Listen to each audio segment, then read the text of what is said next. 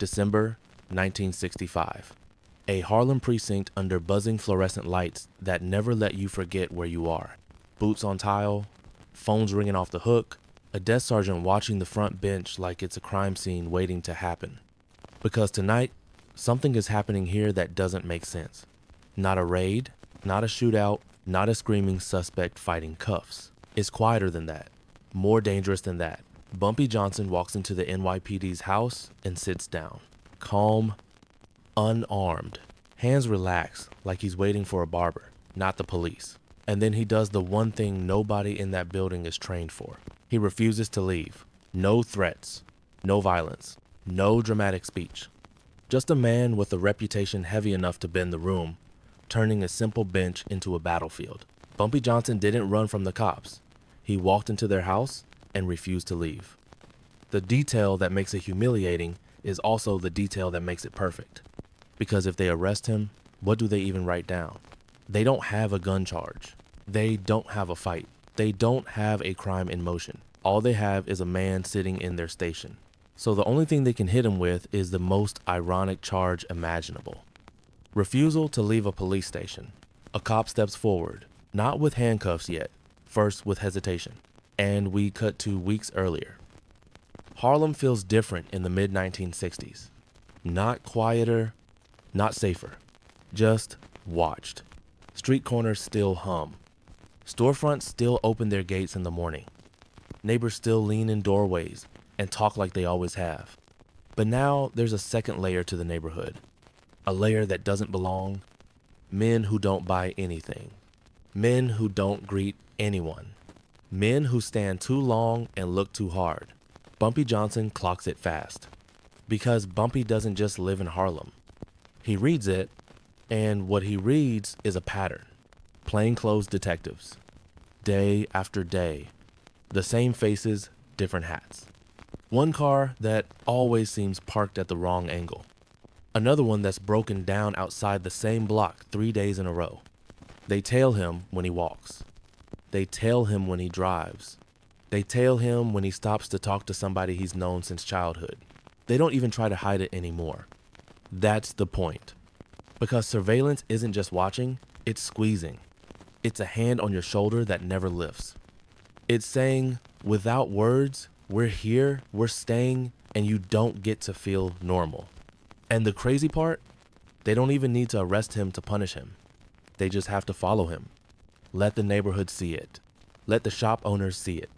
Let the kids see it. Let every conversation slow down because someone's wondering who's listening. Bumpy takes it personal, but not only personal, because what they're doing to him is what Harlem has been living with.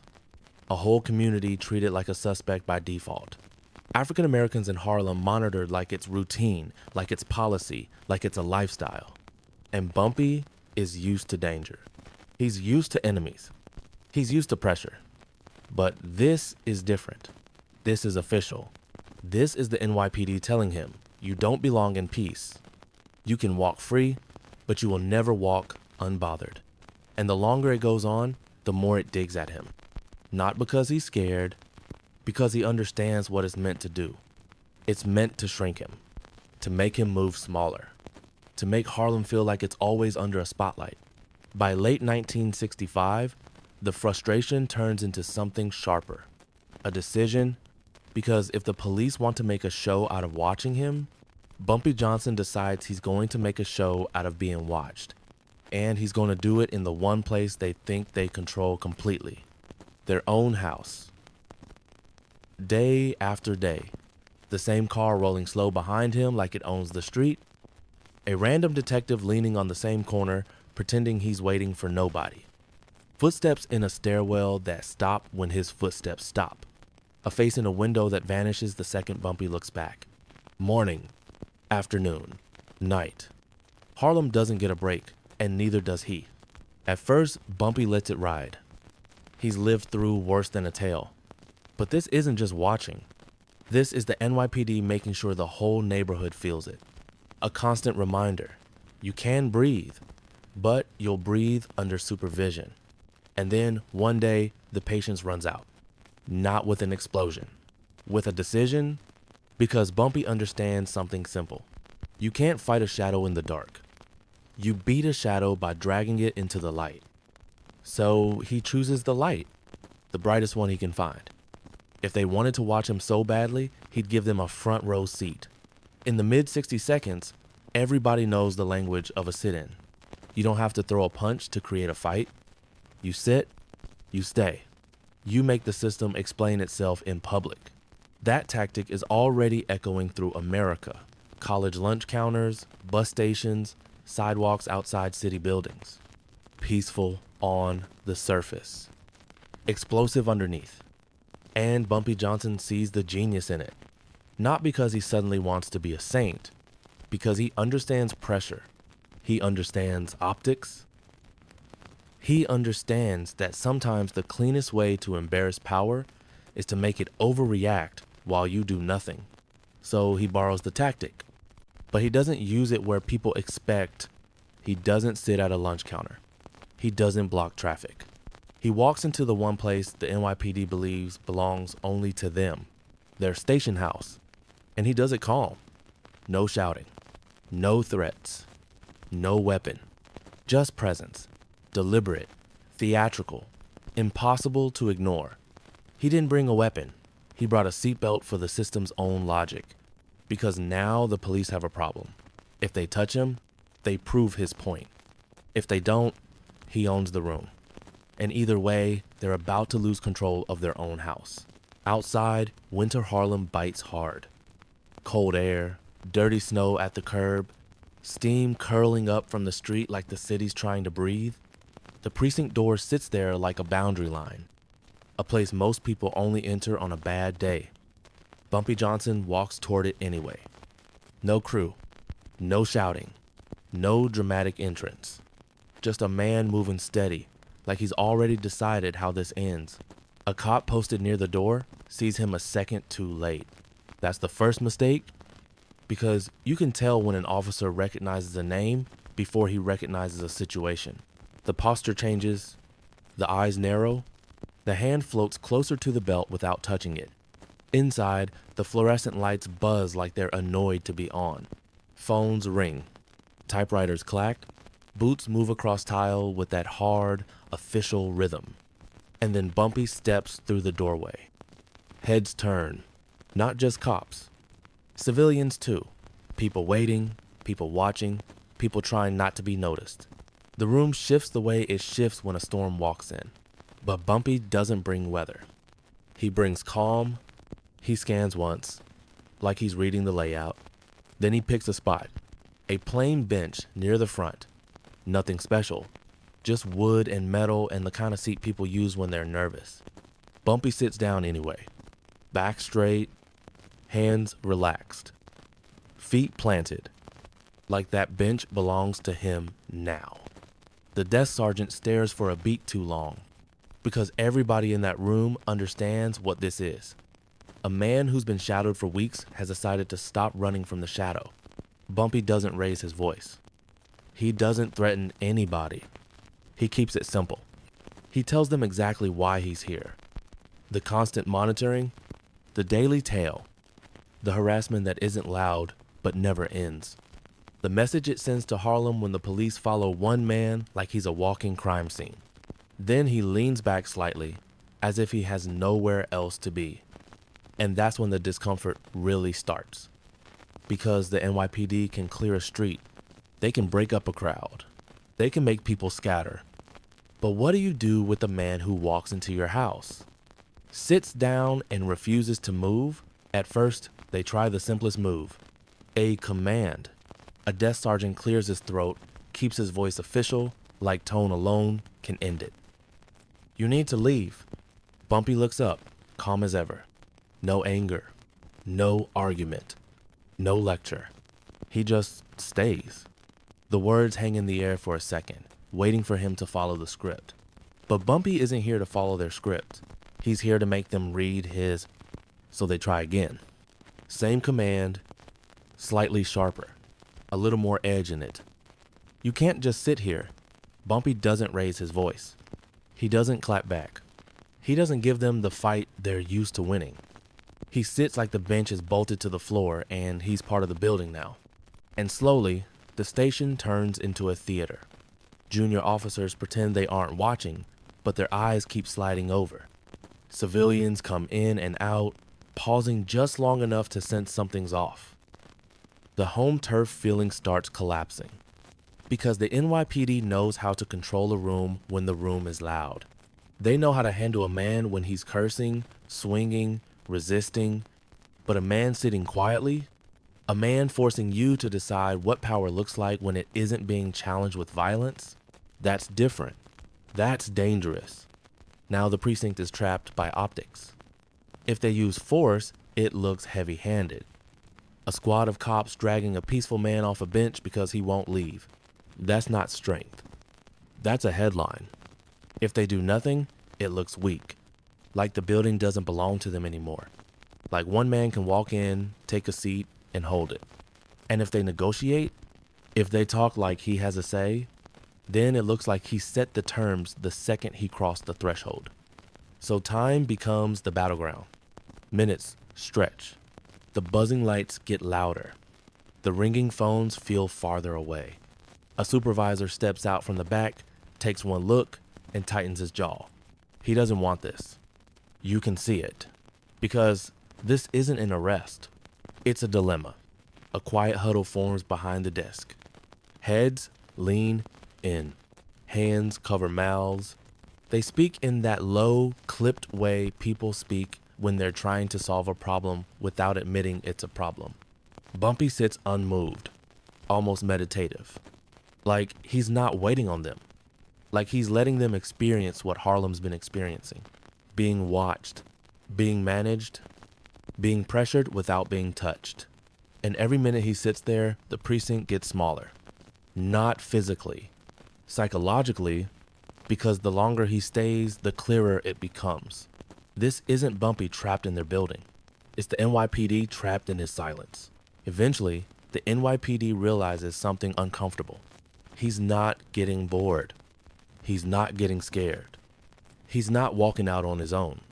And the longer they let him sit, the more the room turns against them. Not with words, with attention, with whispers, with that quiet Harlem look that says, so this is what power looks like when it gets nervous. So they decide they have to act. Not because Bumpy is causing chaos, because he isn't. Because his calm is the chaos. A supervisor leans in, a final huddle behind the desk. A quick nod that feels less like confidence and more like surrender, dressed up as policy. Then an officer steps forward and says it like a man reading from a script he doesn't respect. All right, you're under arrest. For a second, the room waits for the real charge. Weapons. Assault. Resisting. Something that sounds like danger. But the only thing they can reach for, the only thing that fits, is the most humiliating charge imaginable. Refusal to leave a police station. Think about that. They didn't arrest him for what he did. They arrested him for what he wouldn't do. And when they move in, it's not a brawl. No swinging. No shouting. No Hollywood. It's an extraction. 2 officers taking position. Hands guiding him up like they're trying not to make it look like what it is. Bumpy stands without rushing. Straightens his coat. Gives them nothing to claim except the obvious. They needed force to remove a peaceful man from a bench in their own building. And that's where the real fight begins. Because now it's not Harlem watching the police. It's a courtroom. And the NYPD is about to explain, out loud, why sitting down scared them so much. Days later, the standoff lands on paper. Typed up. Stamped. Filed like it's a normal case. But the moment you read it, it sounds strange. A man walked into a police station. Sat down. Peaceful. Unarmed. And wouldn't leave. That's it. That's the crime.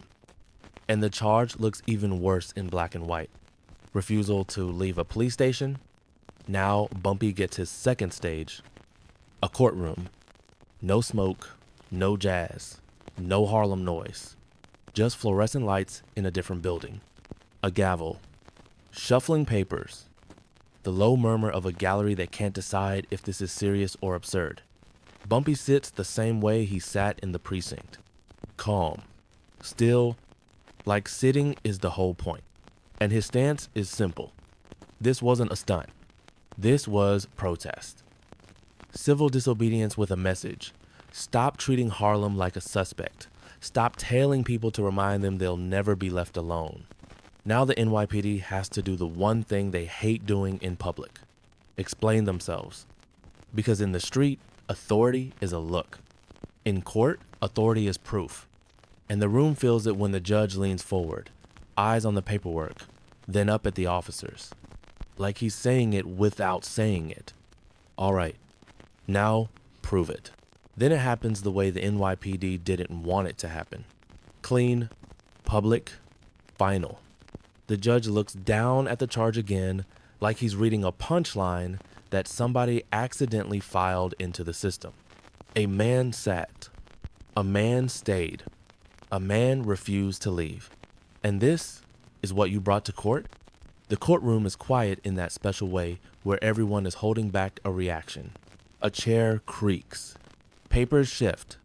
Somebody in the gallery lets out the smallest breath that sounds almost like a laugh, then swallows it.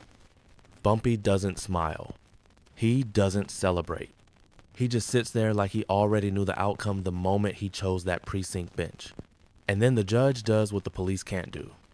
He ends it. Not with drama, with a word that lands like a slap. Acquitted.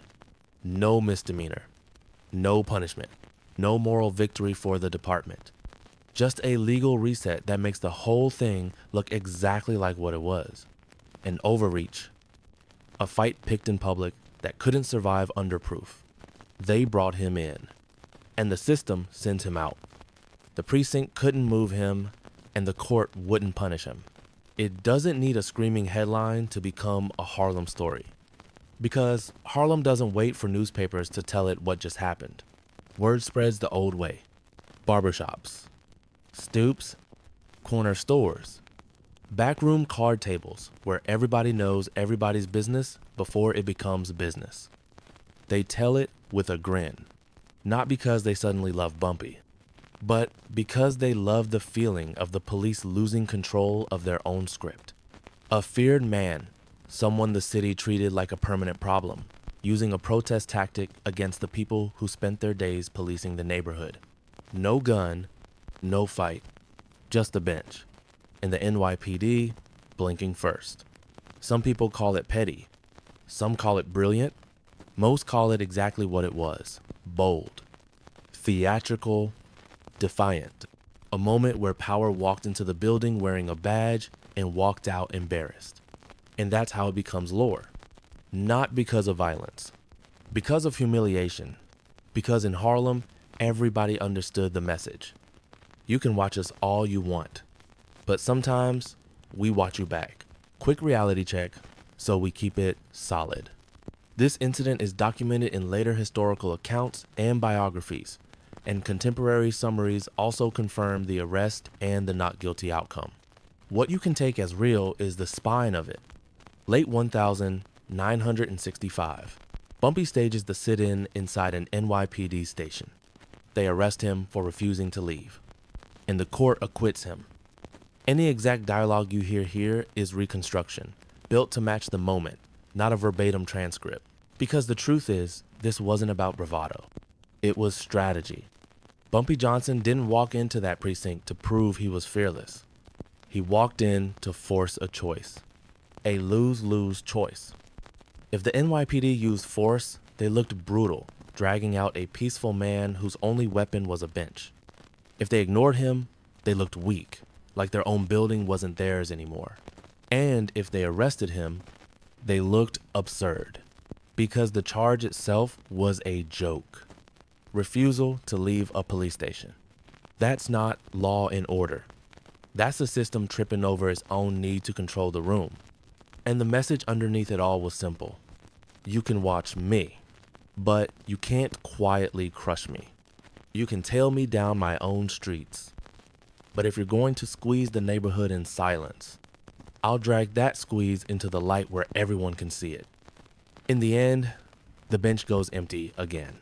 The precinct returns to routine, phones ringing, paperwork stacking up, boots on tile, but the story doesn't leave with the noise. It stays. A station house became a stage, and the cops played the embarrassed extras. If you were Bumpy, do you stand up, or do you sit down and let the system trip over itself?